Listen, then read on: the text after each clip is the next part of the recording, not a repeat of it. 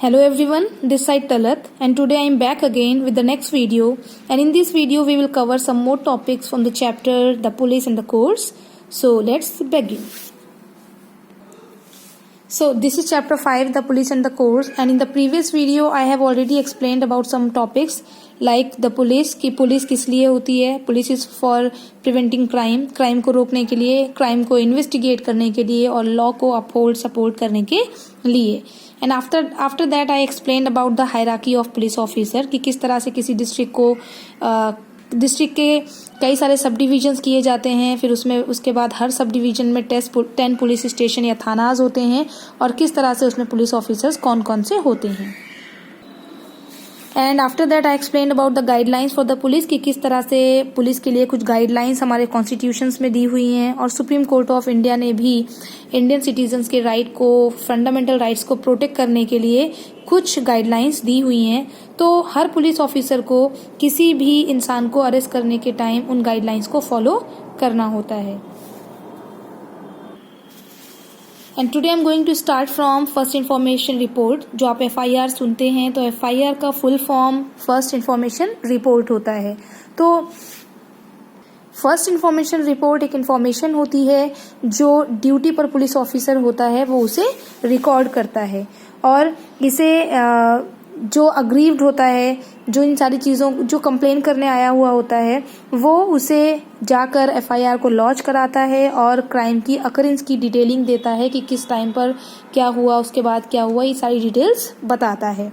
और FIR की basis पर फिर पुलिस FIR को फाइल करती, FIR को लिखती है. लिखने के बाद उसके बाद पुलिस का काम होता है उसकी बेसिस पर इन्वेस्टिगेशन को स्टार्ट करना. तो सबसे पहले क्या चीज़ की जाती है, FIR को फाइल कराया जाता है. Now next is where to file an FIR. FIR को फाइल कहाँ कराया जाए. तो FIR किसी भी पुलिस स्टेशन में फाइल कराई जा सकती है जो जिस एरिया में क्राइम हुआ हो, जिस एरिया में कोई ऑफेंस हुआ हो, उस एरिया का जो जुरिस्डिक्शन के तहत जो पुलिस स्टेशन आता हो उस पुलिस स्टेशन में जाकर FIR करानी होती है. और जब FIR फाइल की जाती है तो इस टाइम पर ऑफिसर इंचार्ज या असिस्टेंट सब इंस्पेक्टर का होना ज़रूरी है. तो उनके साथ FIR को फाइल कराया जाता है.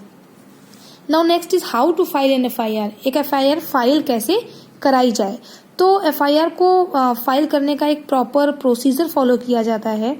सबसे पहले है कि जो इन्फॉर्मेशन देने वाला है, जो FIR को फाइल करने के लिए जा रहा है, वो पुलिस स्टेशन में ऑफिसर इंचार्ज से मिलता है और उसके बाद जितनी भी चीज़ें हुई होती हैं उनका सीक्वेंस उसे पुलिस ऑफिसर को बताना होता है.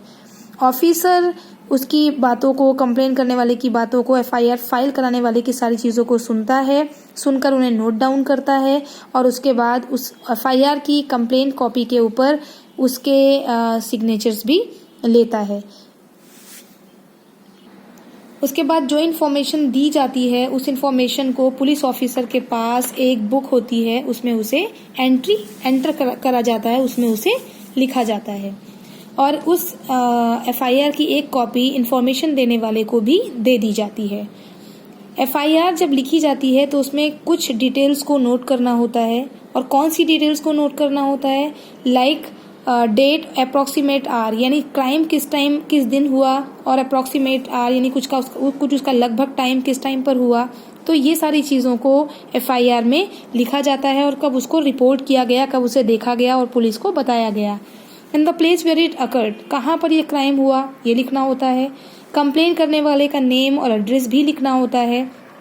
अगर किसी पर शक है, कोई सस्पेक्टेड है तो उसका भी नेम एड्रेस लिखना होता है अगर हो कोई. And description of the crime की डिटेल, क्राइम का डिस्क्रिप्शन लिखना होता है. अगर चोरी का केस है तो कौन कौन सी चीज़ चुराई गई हैं उनकी डिटेल्स लिखनी होती है और उसके बाद उस पर्टिकुलर ऑफेंस के लिए कौन सा लॉ एप्लीकेबल है वो सेक्शन भी लिखना होता है. तो एक FIR को लिखने में इतनी सारी चीज़ें पुलिस को फॉलो करनी होती हैं.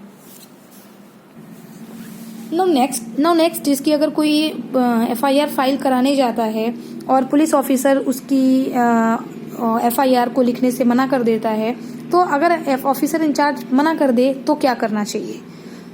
तो अगर ऑफिसर इंचार्ज FIR को फाइल करने से मना कर देता है तो इन्फॉर्मेशन को लिखना चाहिए, राइटिंग में लिख करके उसे सुपरिटेंडेंट ऑफ पुलिस को पोस्ट कर देना चाहिए, पोस्ट के थ्रू उनके पास पहुंचानी चाहिए।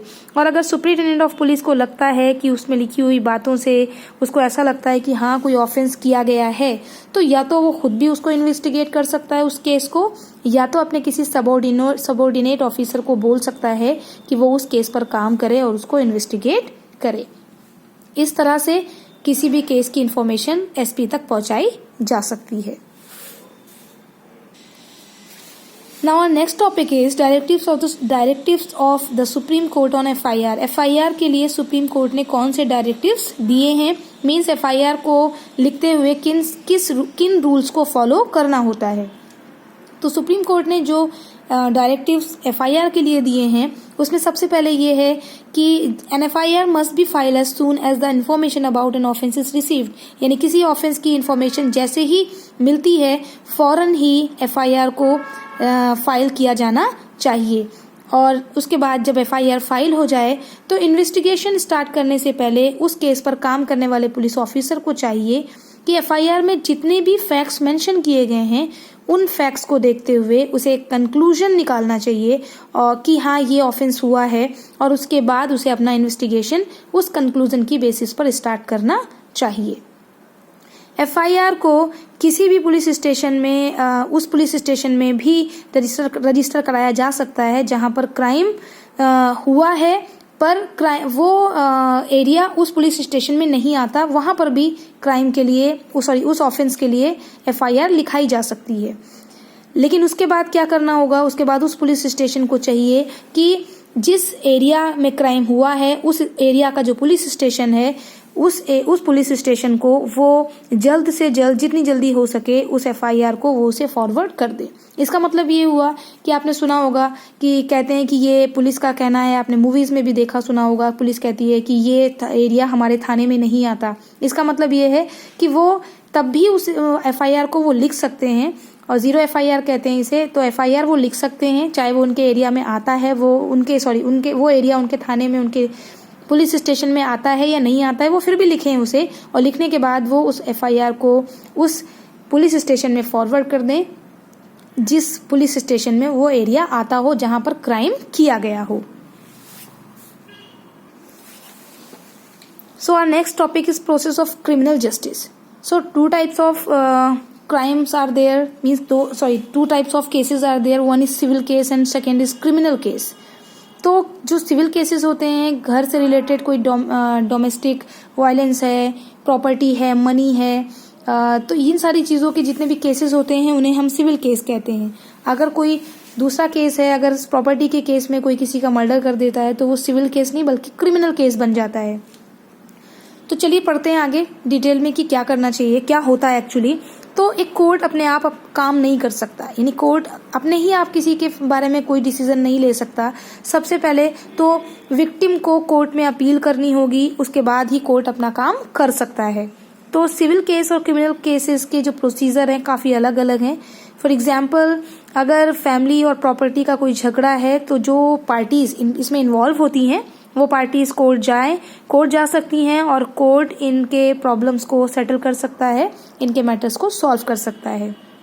लेकिन क्रिमिनल केस में ये जो प्रोसीजर होता है इतना इजी और इतना सिंपल नहीं होता, बल्कि इसमें बहुत सारे स्टेप्स हैं, बहुत मीन्स एक ऐसा प्रोसीजर है जिसे फॉलो करना ज़रूरी है। सबसे पहले क्रिमिनल केसेस में FIR को फाइल किया जाएगा, उसके बाद FIR की बेसिस पर पुलिस अपना इन्वेस्टिगेशन स्टार्ट करती है। And you must have watched in the movies also, आपने भी मूवीज में देखा होगा। And as I have already watched in the movies, मैंने भी देखा है ऑब्वियसली, कभी मैंने फेस टू फेस रियल में नहीं देखा। हाँ, तो पुलिस क्या करती है, FIR की बेसिस पर इन्वेस्टिगेशन स्टार्ट करती है, उसके बाद क्राइम सीन को जाकर एग्जामिन करती है, जितने भी विटनेसेस हैं जिन्होंने देखा होता है उनसे क्वेश्चंस करती है, उनके स्टेटमेंट्स को रिकॉर्ड भी करती है, फिर उस जगह पर कभी कभी सर्च करती है, ढूंढती है और सबूत इकट्ठा करने की कोशिश करती है। एविडेंस सारे इकट्ठा किए जाते हैं। इसके अलावा जिस पर उसे डाउट होता है, शक होता है, उसे भी इंटेरोगेट किया जाता है, और अगर ज़रूरत पड़ती है तो सस्पेक्ट को अरेस्ट भी किया जा सकता है। इन्वेस्टिगेशन खत्म होने के बाद अगर पुलिस को किसी एक्यूज जिस पर इल्ज़ाम है, जिस पर डाउट है, उसके खिलाफ अगर काफ़ी सफिशिएंट सबूत मिल जाते हैं तो पुलिस उसे अरेस्ट भी कर सकती है। फिर उसके बाद उसको अरेस्ट करने के बाद पुलिस चार्जशीट तैयार करती है और चार्जशीट तैयार करने के बाद मजिस्ट्रेट के कोर्ट में उसे पेश किया जाता है। चार्जशीट फाइल होने के बाद फिर ट्रायल शुरू होते हैं और जो एक्यूज होता है, जिसे एविडेंस की बेसिस पर अरेस्ट किया गया होता है, उसे अपने आप को डिफेंड करने की, बचाने की एक अपॉर्चुनिटी दी जाती है। वो अपनी मर्जी से अपने केस को, अपने आप को डिफेंड करने के लिए एक लॉयर को चूज कर सकता है, हायर कर सकता है। और वो एक और भी लॉयर होता है जो कंप्लेन करने वाले के केस को प्रेजेंट कर रहा होता है, उसे पब्लिक प्रोसिक्यूटर कहा जाता है। तो जो विक्टिम का होता है लॉयर, उसे पब्लिक प्रोसिक्यूटर कहते हैं, और जो एक्यूज्ड का लॉयर होता है उसे डिफेंस लॉयर कहा जाता है, क्योंकि वो उसे डिफेंड कर रहा होता है। इंडिया में किसी भी इंसान को तब तक इनोसेंट माना जाता है जब तक कोर्ट में वो गिल्टी प्रूव ना हो जाए, तब तक किसी भी इंसान को आप कोई इल्ज़ाम नहीं लगा सकते, आप उसको कोई नाम नहीं दे सकते, वो इनोसेंट ही माना जाता है। फिर उसके बाद फाइनली कोर्ट में जब एक्यूज के खिलाफ सारी चीज़ें प्रूफ हो जाती हैं कि हाँ इसने गलती की है, इसने गुनाह किया है, तो उसके बाद कोर्ट का काम होता है उसे सज़ा देना। हाँ, जो पनिशमेंट की कितना पनिशमेंट दिया जाएगा, उसका जो क्वांटम है वो डिपेंड करता है कि जो क्राइम किया गया है उसका नेचर क्या है और उसकी सेवरिटी क्या है क्राइम की। मीन्स अगर छोटी सी चोरी की गई है तो कम सज़ा होगी, और चोरी के साथ किसी का मर्डर किया गया है तो ऑब्वियसली उसकी सज़ा ज़्यादा होगी। तो इस तरह से डिपेंड करता है कि कोर्ट जो सज़ा दे रही है उसके पीछे कौन सा क्राइम किया गया है।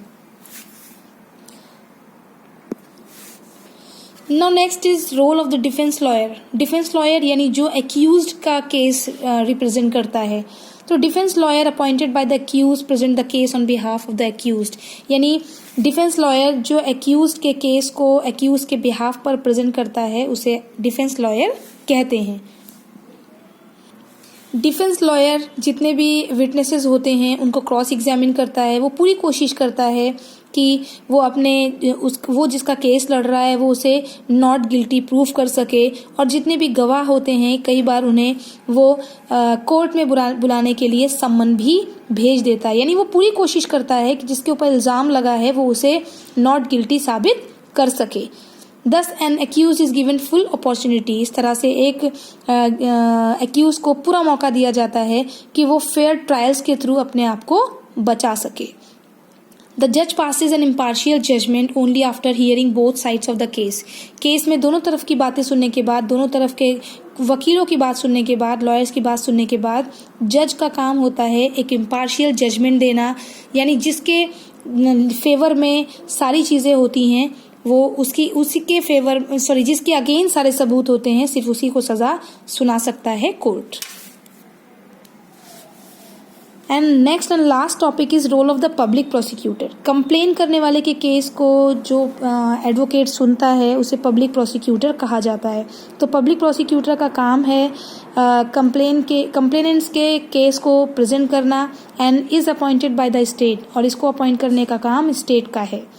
पब्लिक प्रोसिक्यूटर सारे फैक्ट्स, सारे एविडेंसेस को प्रेजेंट करता है कोर्ट के सामने, सारे गवाहों को पेश करता है ताकि वो जो गिल्टी है जो एक्यूज्ड है उसे गिल्टी प्रूफ करने के लिए वो अपने सारे एफर्ट्स देता है। तो इस तरह से हमने समझा कि डिफेंस लॉयर क्या करता है और पब्लिक प्रोसिक्यूटर कोर्ट में अपना किस तरह से काम करते हैं, जो कि हमने पहले भी पढ़ा कि पुलिस एक सबसे